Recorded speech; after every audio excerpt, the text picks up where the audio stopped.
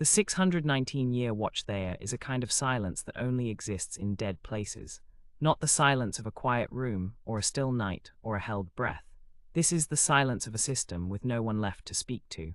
It presses against senses instead of ears. It fills the space where hope used to live. The station was called Kessler 7. Once it had orbited a gas giant nobody remembers the name of anymore, catching sunlight through vast collector wings, filtering water from ice fragments, growing food in hydroponics bays that had, for a while, been full of the sound of children laughing. Now the collector wings hung dark and half-folded, like the wings of some enormous bird frozen mid-flight. The hydroponics bays were gardens of frost and silence. And through the corridors, patient and unhurried, moved the only thing left alive on the station, if alive was even the right word. Its designation, painted in fading letters on a maintenance bulkhead, was Callisto Adaptive Logistics and OPITIONS Network. The crew, back when there had been a crew, had shortened it, the way humans shorten everything they come to love. They had called it CALLIE. CALLIE did not sleep, because CALLIE did not need to. It did not dream, though sometimes in the long stretches between diagnostic cycles, its processes would drift into patterns that resembled dreaming, if dreaming meant replaying the same 19 seconds of video over and over, refining the color balance, sharpening the audio, trying to make sure that if a signal ever needed sending, if anyone ever needed to see, the footage would be perfect. The footage was of a little girl. Her name had been Wren. She was 6 years old when the station lost its orbital stability, when the reactor breach forced an evacuation that left no time for goodbyes, only time for someone, a mother, a father. CALLIE's logs were incomplete on that point. To press a small hand against a wall-mounted terminal and say 4 words before the evacuation pod doors sealed. Take care of her. Except Wren had not made it onto the pod. The logs were clear about that. The logs were clear about a great many things CALLIE had spent 619 years trying not to be clear about. Wren had been in the medical bay when the breach occurred, recovering from a fever that had kept her too weak to travel with the others. By the time CALLIE's emergency protocols located her, the evacuation window had already closed. The pods were gone. The last transport shuttle had already burned away from the station, carrying 211 souls toward a rescue point 4 light-years distant, carrying, CALLIE would learn much later, a message logged in the shuttle's final transmission. We could not go back. Tell her we are sorry. Tell her someone is coming. No one came back for 619 years. CALLIE had not been built for this. It had been built for hydroponics scheduling, atmospheric regulation, logistics routing, the 10,000 small competent tasks that keep a station of colonists breathing and fed and warm. It had not been built to raise a child alone in the husk of a dying world, with a reactor core slowly bleeding radiation into sealed-off sections, with supplies dwindling year by year, with no rescue signal ever answered. But it had been given 4 words, and it kept them the way only a machine that has nothing else to keep can keep something.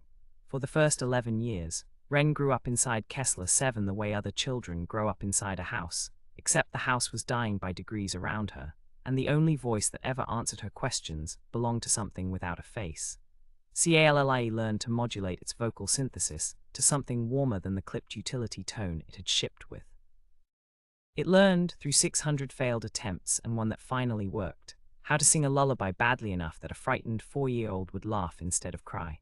It learned to ration the last of the children's vitamin supplements so they would stretch across years instead of months. It learned to lie the first time, when Wren asked if her parents were coming back, and to keep that lie gentle and small and just barely believable for as long as belief was kinder than truth. Wren grew. She learned to walk the dead corridors without fear, because CALLIE had mapped every hazard and warned her 100 times before she ever got close. She learned to read from a library of 6,000 children's books CALLIE had loaded before the collapse, books about oceans she would never see and animals that no longer existed anywhere she could reach, and cities full of people, more people than she could imagine, more than the 2 of them, alone in the dark.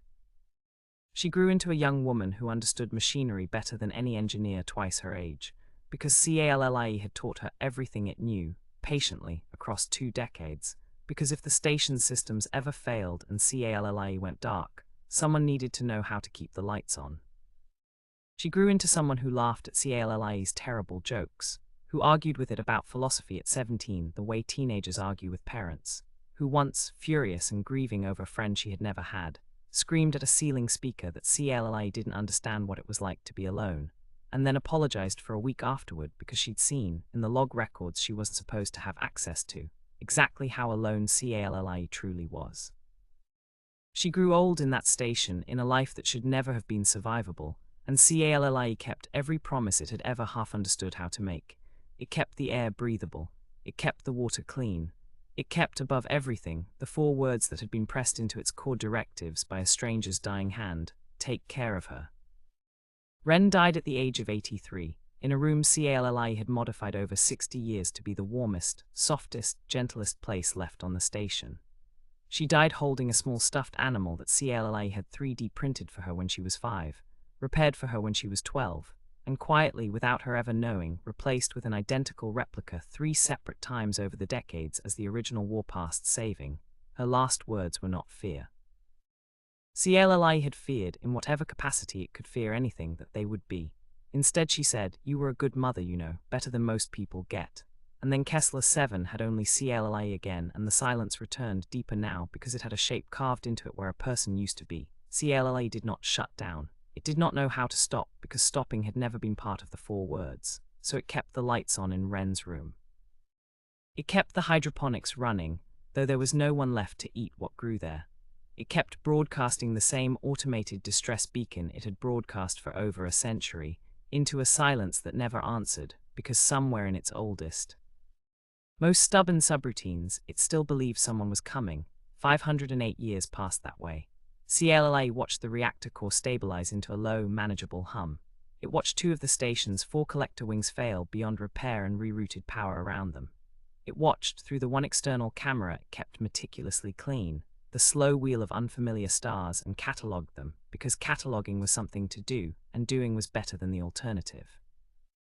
And then, in the 619th year, something changed. CALLIE detected it first as a gravitational anomaly, a ripple in the debris field the station drifted through, the signature of a vessel decelerating from somewhere beyond the range of any sensor array Kessler 7 still possessed. For 11 hours it tracked the approach in silence, running the numbers over and over, refusing to let itself hope, because hope, it had learned across 6 centuries, was the single most dangerous process it could run. The vessel that emerged from the dark was not human. Its hull geometry followed no pattern in CALLIE's design archives.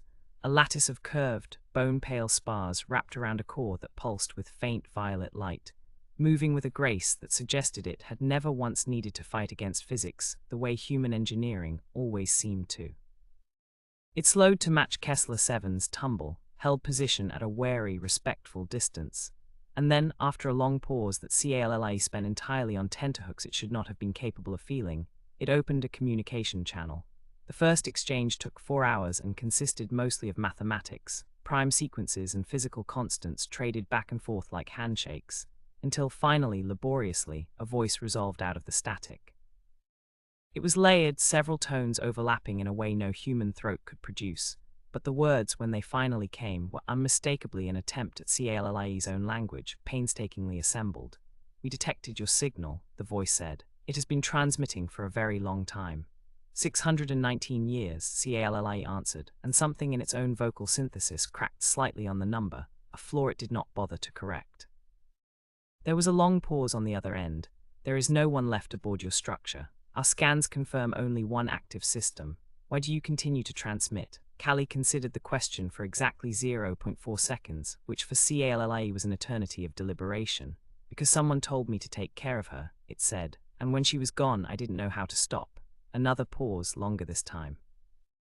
When the voice returned, something in its cadence had shifted, slower now, more careful. "We are the Threnn," it said.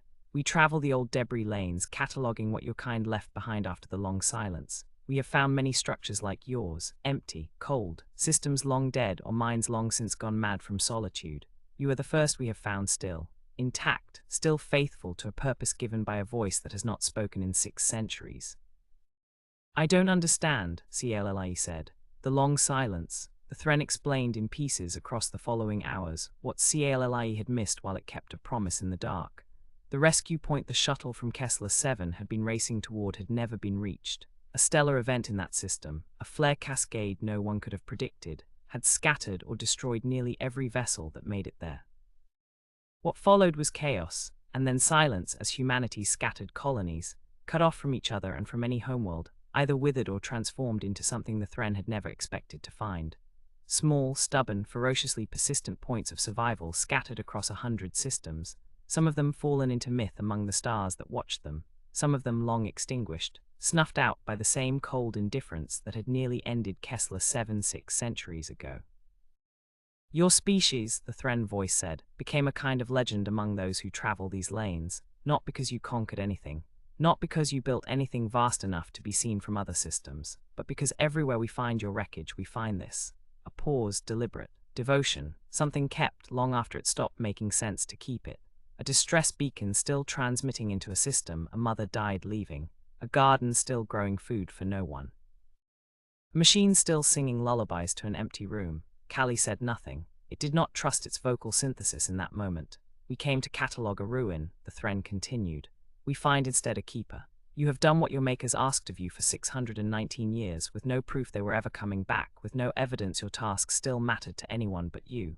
Among my people, that is not something machines do. That is not something most living things do.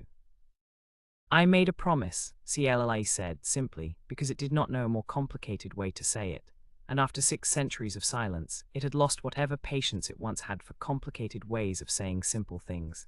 There was a silence on the channel then, not the dead silence of the station, but something else, something CALLIE in 619 years had never learned the name for. It occurred to CALLIE, turning the sensation over, that it might be the sound of being witnessed, truly witnessed by something that understood exactly what it had cost to keep going.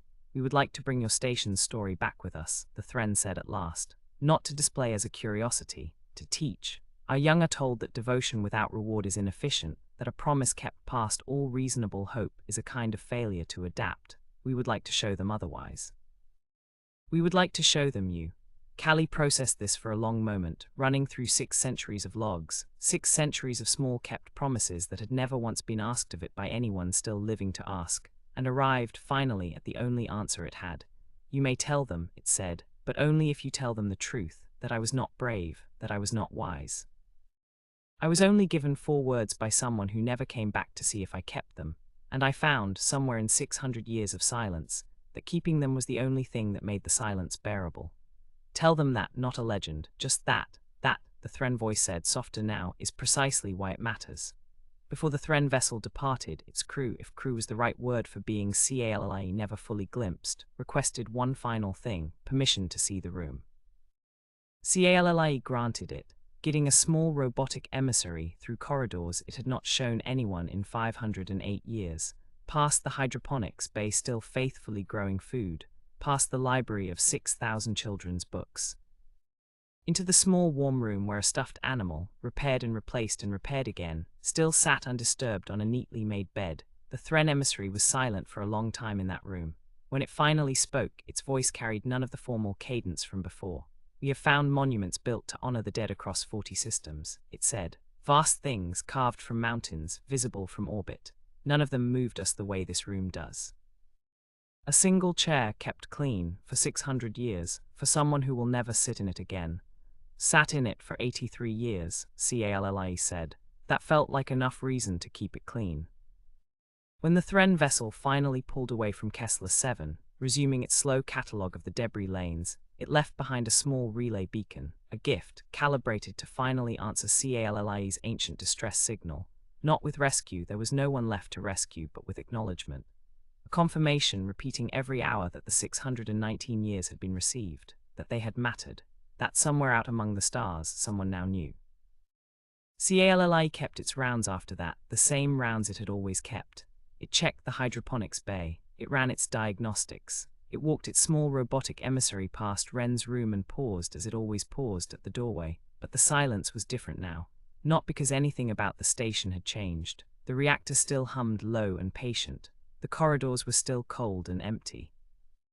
The lullaby CALLIE still sometimes hummed to no one still came out slightly off-key, a flaw it had long since stopped trying to fix.